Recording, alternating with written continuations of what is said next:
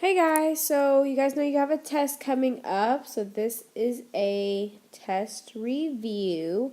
I'm not going to actually sit here and do every problem, okay? I'm just going to kind of go over some of the questions that you have on here and just give you some hints onto how you can do them, because ultimately you guys have to know how to do it. That's you out there somewhere, okay? You have to know how to do this, so I'll just help guide you. But you never know, I might do one or two, I might get a little carried away. So, started, number 1.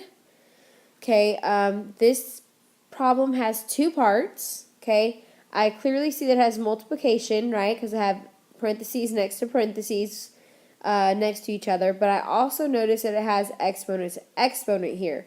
So let's rewrite this problem, okay? I don't want to forget about the negative 4x squared part. So I need to make sure that I still write that part down. So negative 4x squared y to the 4th power, right? And I'm multiplying it times 2xy. But how many times do I write 2xy? 3, because that's the exponent that is outside of those parentheses. So times 2xy times 2xy times 2xy. So here, remember, you can expand further, right? If you see x squared, you can do xx, y to the 4th, that's 4y's. Okay, so you can expand all this out, and then remember, you need to circle your coefficients and multiply. Okay, multiply them to get your final answer. Figure out how many x's do you have altogether and how many y's do you have altogether. Number 2, a few different things that you need to take note of. Okay, first thing I notice is I have the z to the 0 power.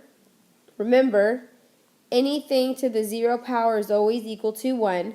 So basically, that disappears. Alright, next thing I need to notice is that I have a negative exponent. Remember, if you have a negative exponent, okay, you have to move it. You either move it to the top or you move it to the bottom, depending where it starts. So basically, think of it like this. We're at war, right? And we have 2 sides to every war.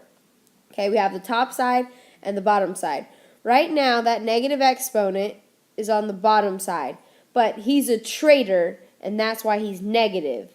So if he's a traitor, that means he really belongs to the top side. So I'm going to rewrite this problem, and you'll see how it'll look. So I have negative 10 x to the 4th. What was that? Y to the 9th. And now I'm bringing the traitor back up there. So that's x squared. Notice he becomes positive now because he's on the right side.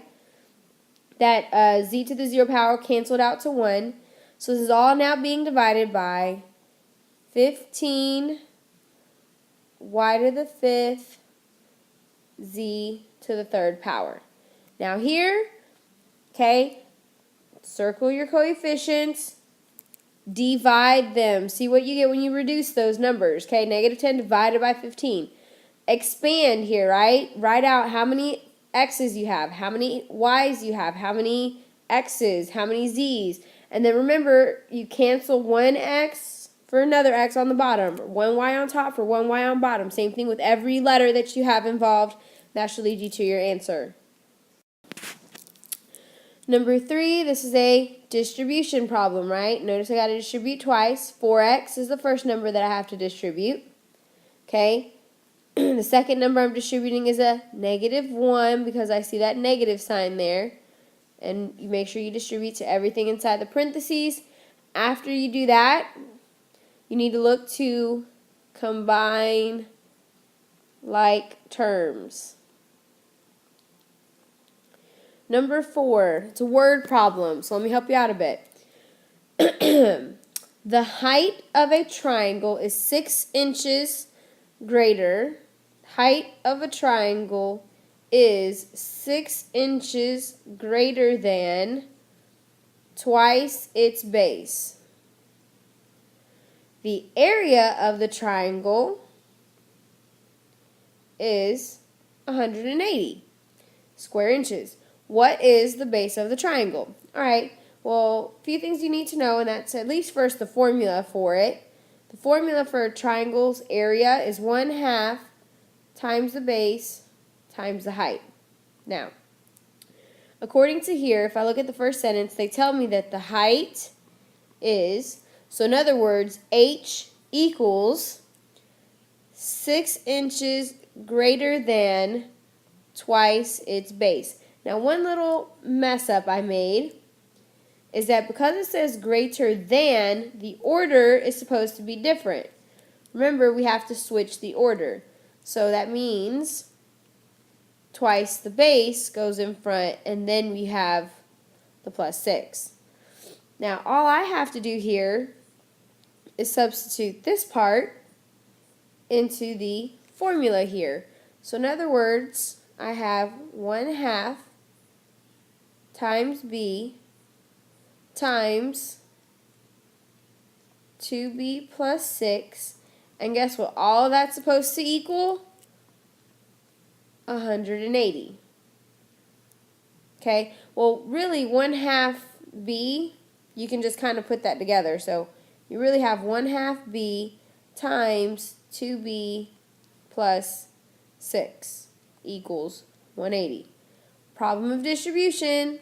Okay, you're distributing a 1/2 b, and you should be able to do that and then figure out what b is. Remember how we label rectangles. Okay, anytime you're given the area always goes on the inside. Okay, the first side they give you, you always write it down on the bottom. The second side they give you, you can put it on either side, doesn't really matter. Okay, helps us break it down a little bit better. So for number 5, talking about area of a rectangle, so there's my rectangle. Let me actually draw it better. So it says here the area of a rectangle is 18 x to the 5th, y to the 8th power, and it has a length, or one of its sides, is 6x squared, y to the 5th. What is the missing side? So if you write it like this, notice what kind of problem does this look like. Hopefully you said that this looks like a division problem, okay? So we're dividing here. So make sure you expand out, divide your coefficients, and all that good stuff. Solve the inequality. Remember, 3 helpful letters, B, C, D. Box your variable. You cancel what's beside it. And finally, D stands for divide.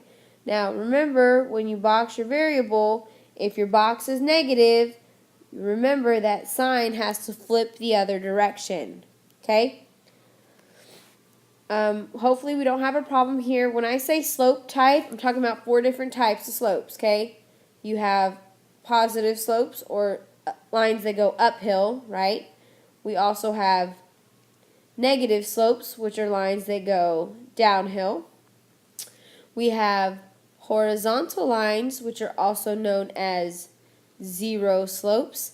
And then everybody's favorite that we all forget about, vertical lines, okay, which are no slope or undefined.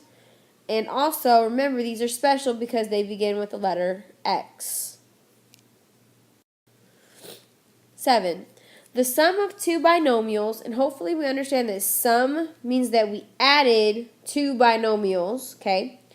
So if we added 2 things together, all right, and they gave us this answer, okay, and then they tell us that one of the things that we added is this amount, what is the other binomial? So what's the missing one?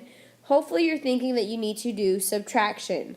So you take the total, which was the sum of the 2 things, which is negative 8x squared plus 5x, and we're going to take away the side that we do know, which they gave us, 2x squared minus 2x. Hopefully you notice that this is a problem of distribution.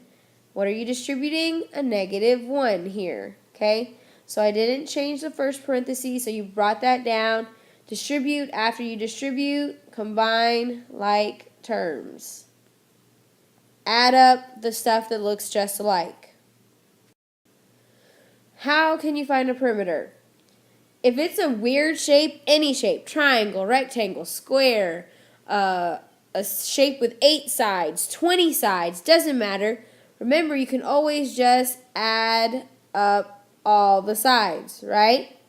Now, one shape has a special formula for perimeter, and that's a rectangle, and that's 2L plus 2W. But technically, you can always just add up all the sides. Number 8. The lengths of a side of a rectangle are as followed. So like I said, I'm a visual, so let me draw my picture here. So I have my rectangle, all right? And here's what some people mistakes is. When they label it, they forget that a rectangle doesn't have just 2 sides. It actually has, guess what, 4 sides. So you better make sure that when you label it all around, okay, every single side. So notice how many things, if you wanted to add them all up, are you adding? You're adding up 1, 2, 3, 4 different things all together. Now here it tells you that the perimeter is actually 92. So you're going to take all these sides, or if you wanted to, you can use the formula, okay? You can plug it into the formula and work it out that way. Doesn't matter, it's whatever you prefer. Okay, so let's go ahead and write this out. So I have 5x plus 6, hopefully I have enough space here, plus 2x minus 2, plus 5x plus 6, plus 2x minus 2, and all of this is supposed to equal to 92. Remember, combine your like terms, so that's all the x's go together, all those plain numbers go together, okay? And it'll equal 92. Then you follow your fabulous 3 steps, B, C, D, and figure out what does your x equal, because that's what the question wants to know. List 2 possible solutions and 2 that are not possible solutions for the following inequality. Okay, so basically what I'm asking you to do here is find 2 points that could work for this. So let's just say, for example, and I'll do one with you because it's the easiest point, I think 0, 0 is a solution. How can I check that if I have an inequality? Well, you plug it in. I'm saying that x is 0 and that y is 0. So notice for this problem, you can pick whatever points you want. I'm asking you to find 2 that are and then 2 that are not. That's all. So let's see if this one is or isn't by plugging it in. 5 times 0 minus 2 times 0 is greater than negative 6. Let's see what we get. 5 times 0 is 0, minus 2 times 0 is 0, is greater than negative 6. Well, 0 minus 0 is 0, so is 0 greater than negative 6? You bet your butt it is. That is true. So guess what? 0, 0 is a solution. So now all you have to do is find 1 more that is a solution and then find 2 that are not a solution. Okay? And just to recap, where do we find solutions? 2 places. Solid lines and in the shaded area. Okay, stuff we have to know. If the line is dashed, right, there's no solution on it.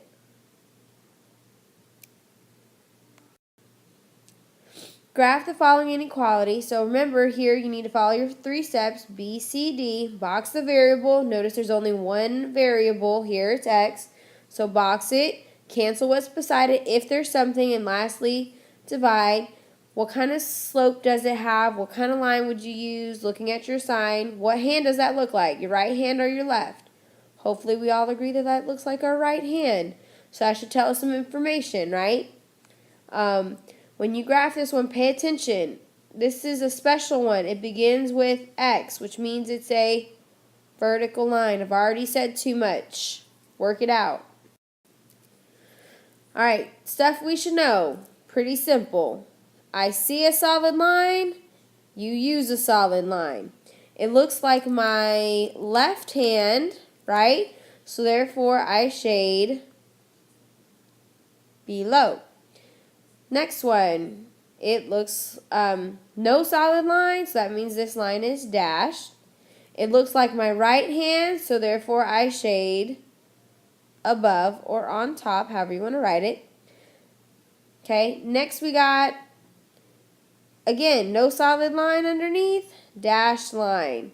It looks like my left hand, so I shade below. And the last inequality sign, greater than or equal to, I see a solid line underneath, so therefore I know it's a solid line that I draw. It looks like my right hand, so therefore I shade above. When do you flip the inequality sign? When your box is negative.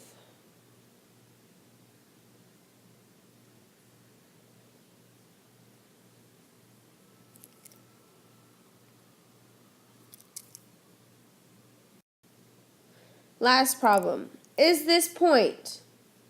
And anytime you have a point, you better know two things, because we've talked about this a ton of times. And that's that the x is 1 and y is 2. Is this point a solution? So all you're doing is plugging it in, okay? So I'm going to rewrite this problem. 2 is greater than 2 times x plus 5. Notice I already plugged in 2 for y. X is 1. All right, let's break it down. 2 is greater than 2 times 1 is 2 plus 5. I can break it down again. 2 is greater than 2 plus 5 is 7. Is that true? Is 2 greater than 7? That is not true. So therefore, that point is not a solution for that inequality. All right? Now you have to try it out for the next two problems using the exact same point.